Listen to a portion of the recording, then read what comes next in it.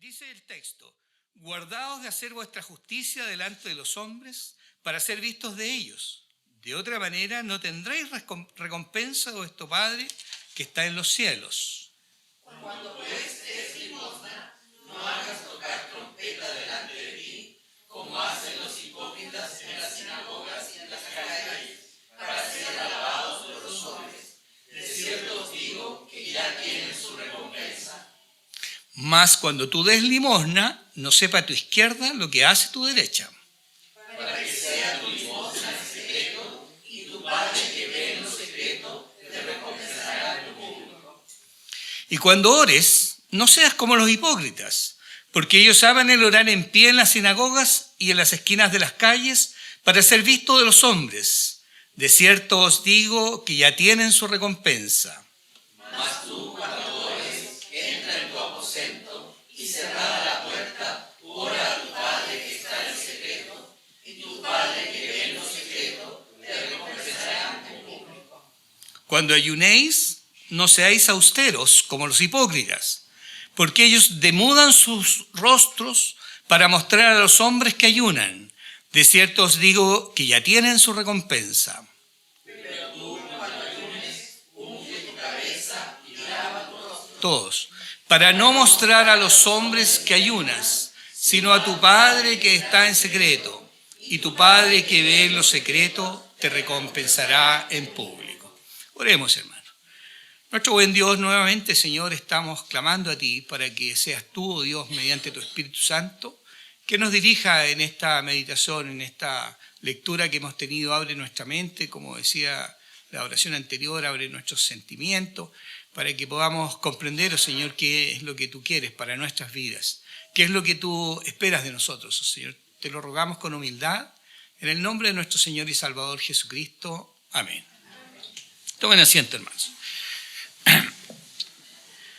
El título del tema, a continuación de lo que ya hemos estado estudiando, es la religión del cristiano, no hipócrita, sino real.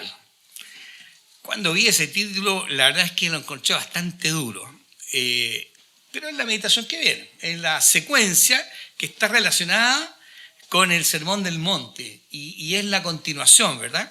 Fíjense que hay tres cosas que se van a destacar particularmente en estos versículos que hemos leído y que tienen mucha relación con lo que ya hemos estado meditando, porque después de que Jesucristo, a través de las bienaventuranzas, ¿no es cierto?, está hablando acerca del carácter de los creyentes, va a hablar acerca de la influencia que los creyentes deben tener en la sociedad, ¿no es cierto? Y ahí se nos dice que debemos ser luz, debemos ser sal, para indicarnos expresamente que no estamos para vivir aislados de la sociedad. Jesucristo además lo dijo: no te pido, Señor, cuando ora sentidamente por gente, que los quites del mundo, sino que los guardes del mal. Eso significa literalmente que estamos llamados a desarrollar nuestra vida como creyentes en medio de la sociedad.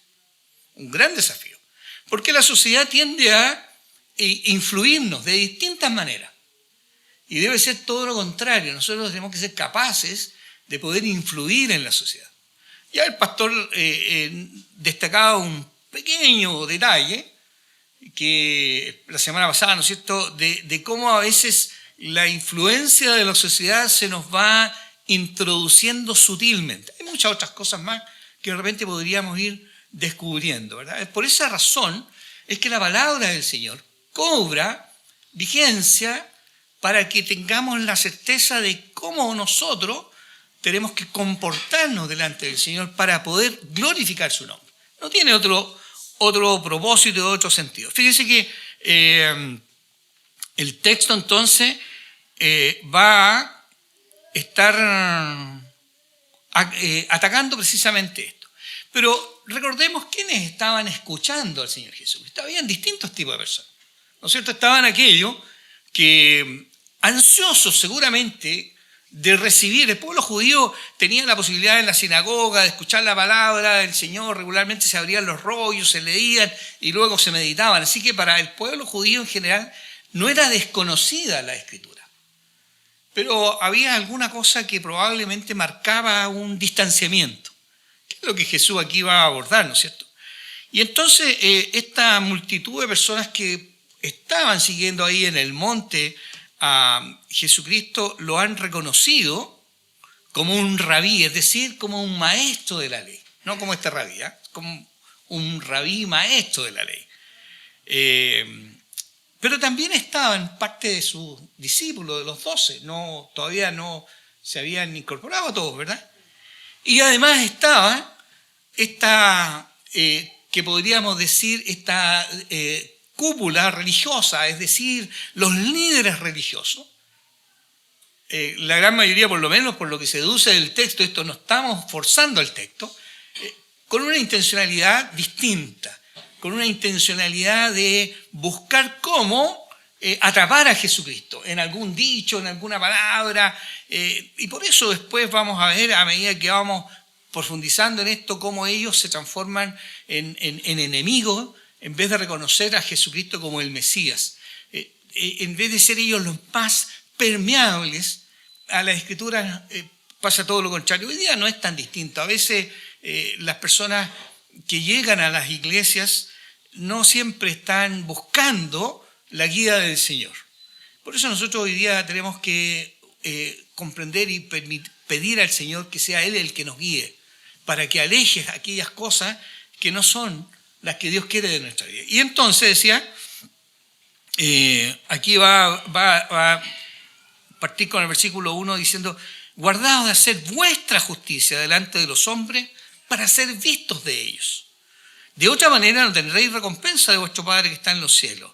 En el capítulo anterior, en el versículo 20, dijo: porque os digo que si vuestra justicia no fuere mayor que la de los escribas y fariseos, no entraréis en el reino de los cielos. Es decir, aquí está colocando un desafío tremendo. Es un desafío que la iglesia tiene. Es un desafío que nosotros, cada uno de nosotros tenemos. 3 cosas ha destacado en estos textos que hemos leído: limosna, oración, ayuno, ¿verdad? En las religiones antiguas y en muchas otras religiones, esto eran cosas conocidas. En el pueblo judío también era conocido. Me recordaba, siempre me acuerdo de una clase que me hizo hace muchos años atrás. Yo creo que mi hermano Joel no se debe acordar, pero él enseñaba historia de la religión y hablaba del hinduismo. Y siempre me acuerdo del hinduismo, de la clase que me hizo mi hermano, ahí donde hablaba de que es una de las religiones vivas más antiguas del mundo. Esta religión tiene también estas prácticas, ¿ya? Pero no es creyente. Y esa religión existía en la época de Jesús. Así que cuando está hablando de estas cosas, lo que quiere el Señor es orientarnos a cómo estas prácticas que tienen que ver con la vida nuestra deben estar alineadas, palabra muy usada, ¿verdad? Alineadas con lo que el Señor espera y quiere para nuestras vidas. Entonces, respecto de la justicia, ya se nos ha dicho, ¿verdad?, que nuestra relación con el Señor debe estar en una relación diferente y que nuestra justicia debe ser diferente. Entonces, ¿qué es lo que nos dice en primer lugar? Cuando pues des limosna, no hagas tocar las trompetas delante de ti, como hacen los hipócritas en las sinagogas y en las calles para ser alabados por los hombres. De cierto os digo que ya tienen su recompensa, mas cuando tú des limosna, no sepa tu izquierda lo que hace tu derecha. Según algunos autores, Jesús aquí está usando una hipérbola, es decir, una exageración acerca de esta situación. Pero hay otros comentaristas que dicen que no es tan así, que efectivamente cuando las personas iban a dar limosna, se hacían rodear por gente que llevaba trompetas para llamar a los menesterosos y poder darles limosna. Sin embargo, detrás de esa, entre comillas, acción para llamar a los menesterosos, lo que buscaban detrás de todo esto era la de ser reconocidos públicamente como personas dadivosas. Ahora, la palabra limosna es una expresión griega. Yo trato de no pronunciarla porque no sé griego, así que solamente voy a decir que significaba obra de misericordia. Es decir, la limosna, desde el punto de vista de la expresión que se está usando acá, es la consecuencia de una obra de misericordia, de amor. El Señor Jesucristo, recuerden, en uno de los profetas nos dice, ¿qué espera de nosotros? Juicio y misericordia. Eso es lo que nos demanda el Señor. Y por lo tanto la limosna es una realidad. Por otro lado, el Señor Jesucristo nos está diciendo, si es que vas a hacerlo, ¿no es cierto? Sino que dice, cuando lo hagas. Es decir, está partiendo de la realidad de que el pueblo judío tenía esa obligación y que nosotros como creyentes también tenemos esa obligación. Ahora la limosna tiene que ver con la ofrenda. La ofrenda nosotros la vamos, más adelante se va a referir el Señor Jesús, también a eso está relacionada con el culto al Señor, ¿no es cierto? La limosna es una acción de misericordia que tiene que ver con las demás personas, con qué hago con aquellos que tienen necesidad. Entonces, si volvamos a la situación, dice que tocaban trompeta para llamar, porque en esa sociedad, como en toda la sociedad, porque no podemos pensar que en algún minuto se va a acabar la pobreza mientras exista este mundo corrompido por el pecado, ¿no es cierto? Está corrupto y por lo tanto en esta sociedad de injusticia va a haber siempre pobres. Jesucristo dijo, a los pobres siempre los tendréis. Así que pensar que no, es que nosotros vamos a trabajar para eliminar la pobreza 100% es bonito, suena muy lindo, pero es irreal, producto de nuestra naturaleza. Entonces, tal como ocurría, hoy día ocurre que hay gente que requiere de una obra de misericordia por parte de los creyentes, ¿no es cierto? No sé si ustedes recordarán, hace años atrás la iglesia tenía un lema en uno de sus estamentos, decía, bendecidos para bendecir, como reconociendo que cuando el Señor nos está entregando, sea poco o sea mucho, no es solo para guardarlo, sino que para compartirlo. Pero tenemos que tener cuidado entonces de no ser como estos hipócritas. Ahora, la palabra hipócrita se utilizaba antiguamente cuando dice que no sean hipócritas, era para los actores que tomaban y representaban un papel, o un orador que tenía que representar un papel en un auditorio. Sin embargo, esto que está reclamándole Jesucristo es que estos fariseos habían tomado la práctica de ser actores en esto. O sea, yo tomo el papel de que soy generoso para que todos los demás digan, ¡wow! ¡Qué generoso este hermano! Eso es lo que le está reclamando. Y era porque aspiraban entonces a un reconocimiento humano, una recompensa a su acto de una forma pública. Y entonces Jesucristo está diciendo que eso no es lo que corresponde. ¿Qué pobre recompensa es la que podemos aspirar nosotros cuando nuestras acciones están motivadas porque nos reconozcan y no para honrar y glorificar al Señor? ¡Qué tremendo! Es difícil a veces entender a primera vista esto, no sepa tu izquierda lo que hace tu derecha. ¿Cómo lo vamos a hacer para que en esto de dar limosna no sepamos cuánto vamos a dar? No es eso tan literal lo que nos está diciendo. Lo que nos está impulsando es a que el dar debe ser algo de tal forma que luego de hacerlo ya nos tenemos que olvidar. Y simplemente no considerar que lo hicimos ni siquiera cuando nos enfrentamos a aquella persona que ha sido objeto de esa limosna. ¿Para qué? Para que nuestra vanidad no se sienta tocada a que esa persona nos vaya a reconocer, aunque sea discretamente, pero hay alguien que lo va a hacer. ¿Qué cosa más extraordinaria que en esta acción solamente sea el testigo nuestro Señor? Calvino dice que tenemos que estar satisfechos con tener a Dios por nuestro único testigo. Notemos entonces algo fundamental que en este párrafo está también dándose por sentado. Los creyentes debemos estar preparados a ser generosos, a dar limosna.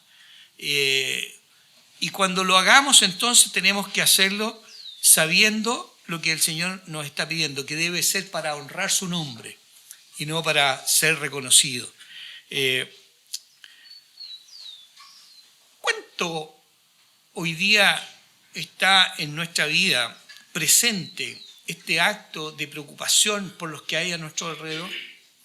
¿Cuánta indiferencia pudiera existir hoy día de parte nuestra con las personas que están necesitadas? Esto es un llamado también para que no dejemos de hacerlo. Por eso, cuando Jesucristo está diciendo, cuando pues des limosna, significa que tenemos que hacerlo, es un mandato.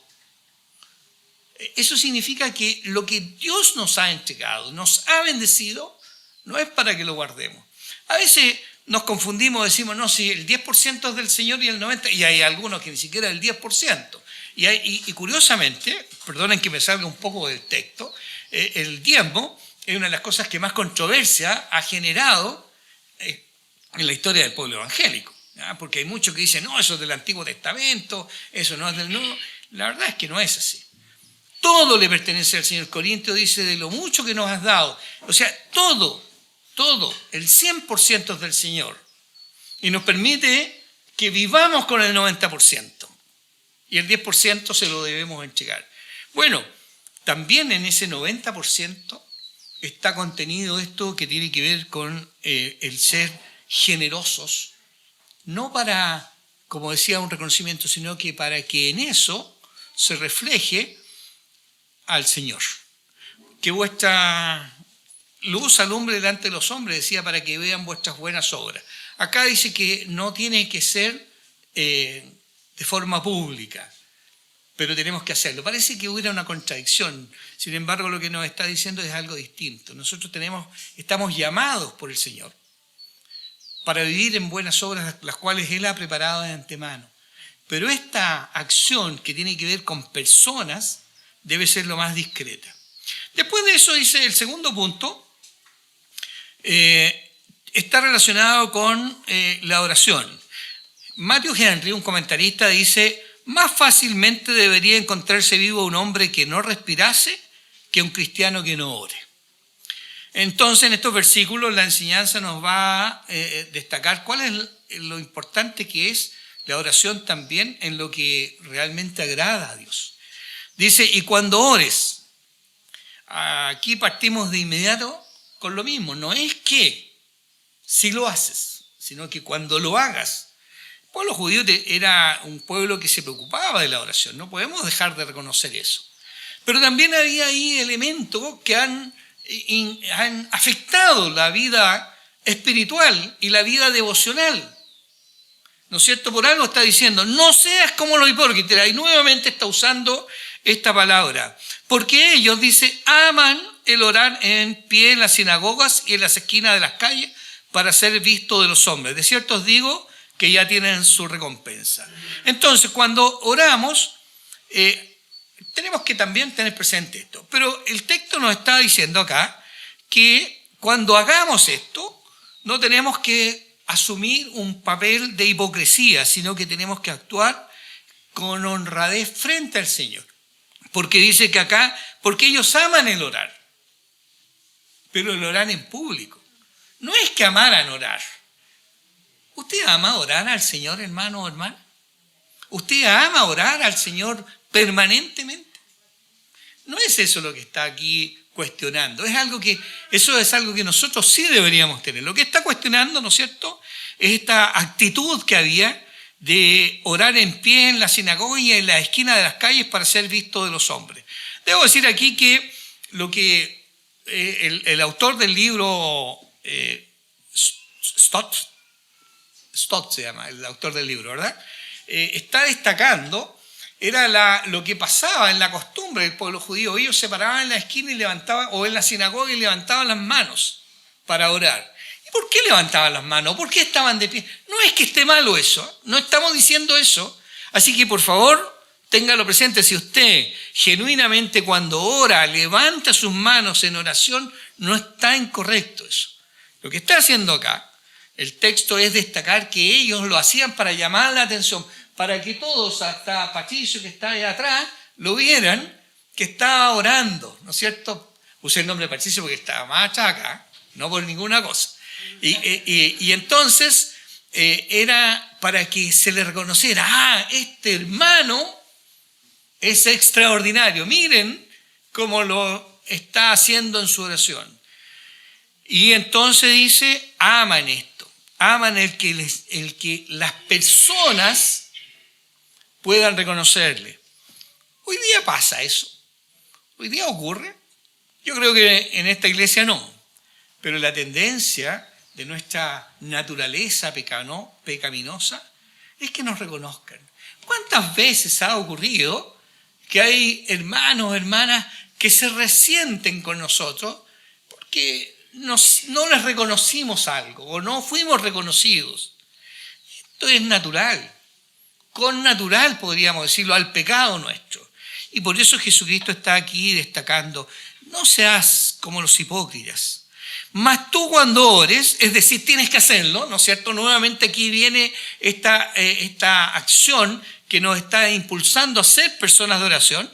Dice, entra en tu aposento y cerrada la puerta ahora a tu Padre que está en secreto, y tu Padre que está en lo secreto te recompensará en público.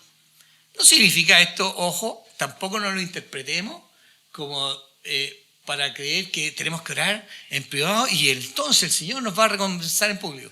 No es tampoco eso, porque estaríamos en la misma situación, estaríamos buscando lo mismo. Lo que nos está diciendo que la consecuencia de eso es que públicamente el Señor va a actuar en nuestras vidas. Y de esa manera entonces podremos ser luz y sal. No es otra cosa. No están separadas estas ideas, sino que es la relación. Entonces, hermano, tenemos aquí que darnos cuenta que la motivación principal tiene que buscar la gloria de Dios, no el reconocimiento. No tenemos que hacer aquellas cosas que puedan llamar la atención a los demás para que miren lo piadoso, sino para que vean al Señor Jesucristo en nuestras vidas, que es distinto, que es diferente. Entonces la pregunta que cabe hacernos hoy día, ¿ese fariseísmo religioso desapareció? ¿Acaso no es esta misma acusación de hipocresía a los creyentes que asisten regularmente a la iglesia la que escuchamos hoy día? Porque su testimonio dista mucho de reflejar la gracia del Señor y la misericordia de Dios. No sé si usted ha escuchado, por lo menos yo lo he escuchado muchas veces, mira, él se va a la iglesia todos los domingos y se golpea el pecho y mírenlo cómo es. ¿Acaso no hay allí en esa acusación algo de fariseísmo también y que tiene relación precisamente con esta inconsecuencia de la vida de las personas? El Señor nos llama entonces a estar atentos, a no tener esta actitud. Mas cuando tú ores, dice, entra en tu aposento y cerrada la puerta, ora a tu Padre. La respuesta entonces es que sí, debemos orar. Es algo que no puede estar ajeno a la vida del creyente. ¿Cuántas veces? Eso va a depender de cada uno de nosotros. La oración es algo fundamental para nuestro desarrollo. Recordemos que hay teólogos que han colocado a la oración como uno de los medios de gracia. La han puesto a la altura, ¿no es cierto?, de los sacramentos también. Por tanto, el ejercicio de la oración es fundamental. ¿Qué pasa con la oración? La oración nos permite humillarnos delante del Señor, nos permite estar en comunión, nos permite comprender su voluntad. También no podemos confundir que la oración va a hacer que Dios cambie los planes que tiene. Los planes de Dios ya están. Recordemos que el Señor Jesucristo conoce nuestra vida hasta el día que nos llame, pero es necesario la oración, porque en la oración vamos a poder sentir cómo el Espíritu Santo obra en nuestras vidas y da testimonio. ¿Se acuerdan lo que decía Romanos 8:16 cuando predicaba hace algún tiempo atrás el pastor Caleb? Ese texto dice que el Espíritu da testimonio a nuestro espíritu ¿De qué? De que somos hijos de Dios. Y antes he hablado de que hemos sido adoptados. Y es una adopción que no es una adopción en que yo adopto a un hijo y entonces pasa a vivir conmigo y tengo la responsabilidad legal. Es lo que, desde el punto de vista de nuestra legislación, es lo que se llama la legitimación adoptiva. Yo no sé si ha escuchado usted ese nombre alguna vez, pero es cuando usted adopta a alguien, pero le pone su apellido y ya deja de ser quien era y se transforma en su hijo. Eso es la legitimación adoptiva en nuestra Constitución. Bueno, eso es lo que la Escritura en el fondo está diciendo. Cuando dice que hemos sido adoptados y podemos clamar a Abba Padre, lo está transformando en hijos de Dios. Y eso el Espíritu lo da testimonio. ¿Y cómo lo va a dar testimonio? A través de la oración vamos a recibir esa confirmación. Por eso la oración es tan necesaria y tan relevante para la vida del creyente. Nos va a permitir sostenernos en medio de las pruebas. ¿Quién no ha vivido situaciones complicadas? ¿Quién no ha vivido esas angustias de sentir que pareciera ser que el Señor volteó su cara y estoy solo? ¿Cuántas veces en alguna prueba podemos haber experimentado eso? Y eso es simplemente porque nuestra oración no nos ha permitido sostenernos de la mano del Señor. Por eso entonces es importante. También el hecho de que sea en oración en privado no significa que en la iglesia no deba hacerse, no está discutiendo eso.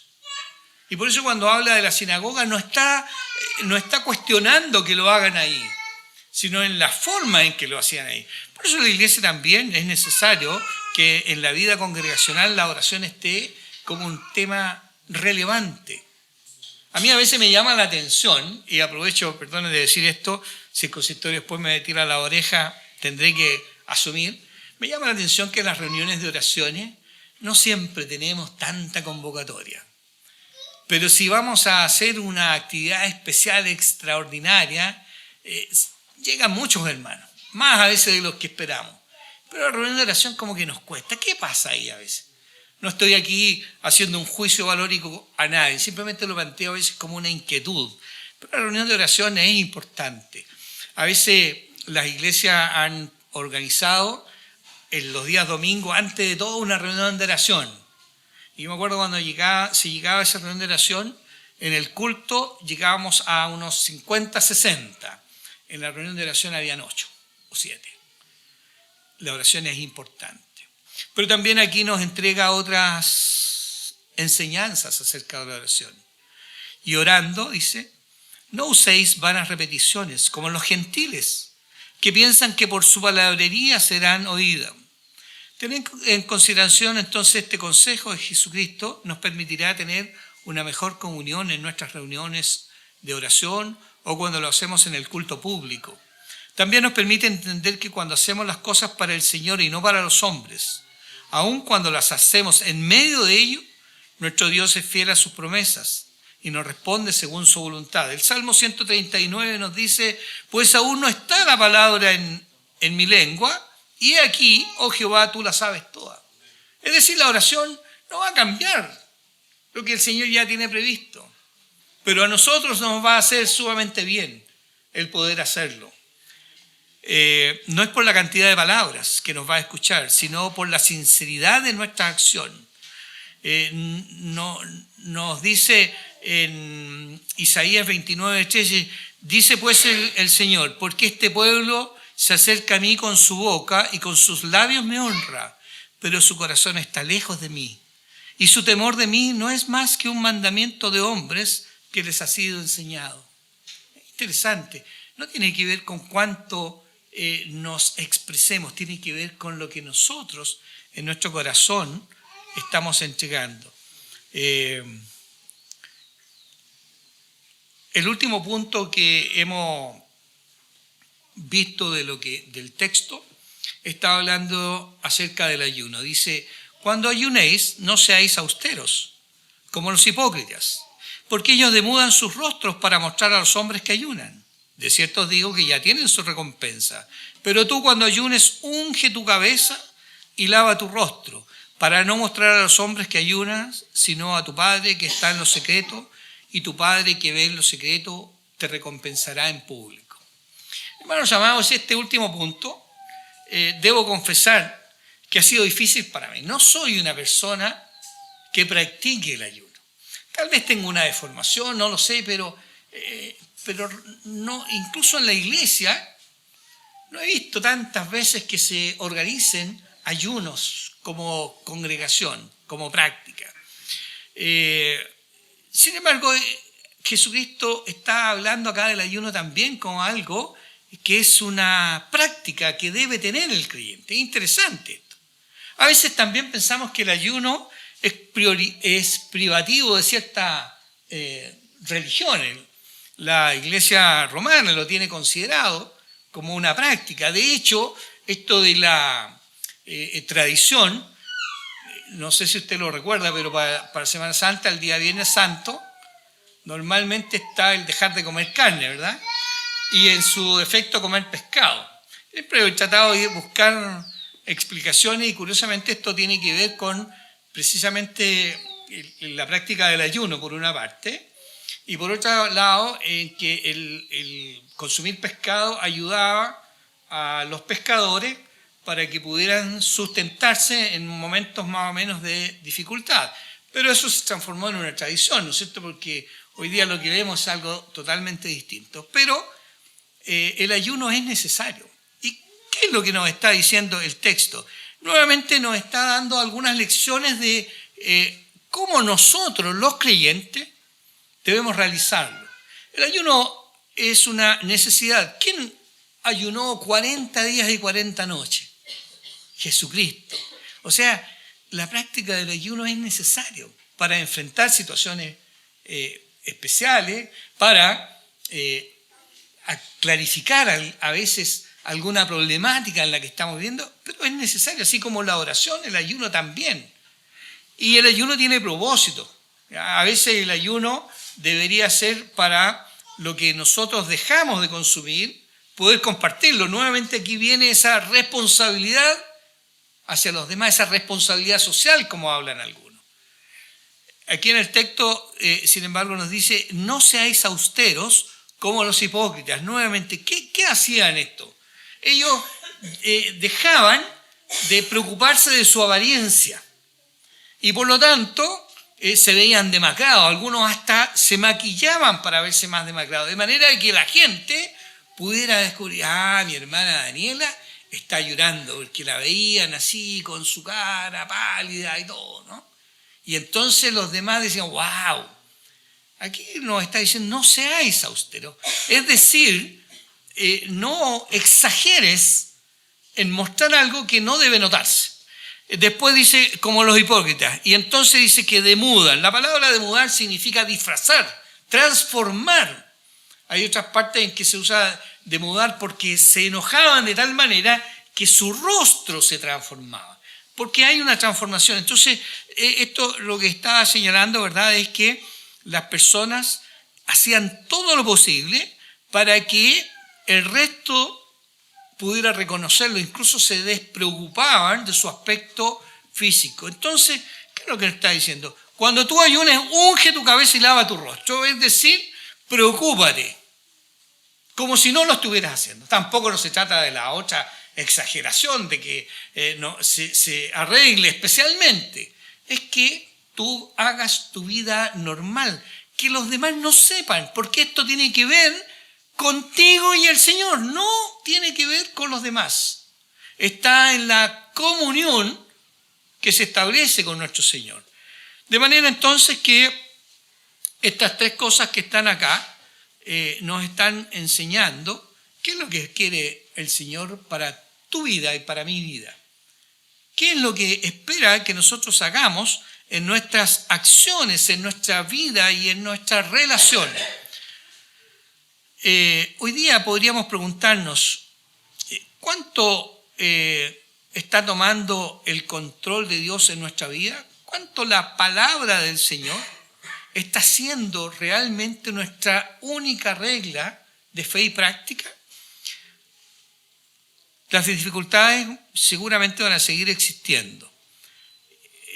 La influencia del medio ambiente también, pero el Señor nos llama a vivir una relación honesta y no hipócrita, a ser creyentes verdaderos, a que cada una de estas acciones estén buscando la gloria del Señor y no el reconocimiento de los demás.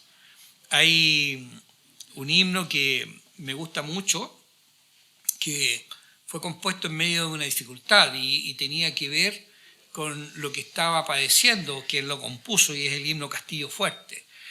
Ahí está la vida de un personaje que fue usado por el Señor y su vida buscaba glorificar. Por eso me gusta tanto este himno Castillo Fuerte, porque es la expresión de una persona que ha reconocido que solo en el Señor nosotros nos podemos sustentar.